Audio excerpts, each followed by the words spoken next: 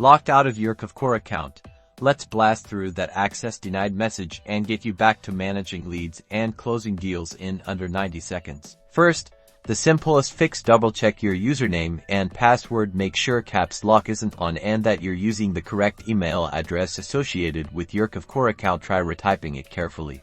Still locked out? Time to reset your password. Click on the Forgot Password link on the login page. Kvcore will send a password reset email to your registered email address. Check your inbox, including your spam or junk folder, for the reset link. Click the link in the email and follow the instructions to create a new, strong password. Make it something you can remember, but that's also secure.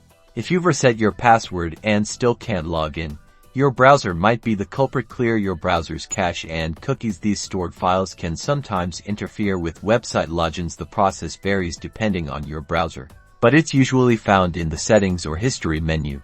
Are you using the Kvcore mobile app? Sometimes the app needs to be updated. Head to the App Store or Google Play Store and make sure you have the latest version installed. An outdated app can cause login issues. If all else fails, it's time to contact Kvcore support directly. They can investigate your account and help resolve any deeper issues preventing access. You can usually find their contact information on the Kvcore website.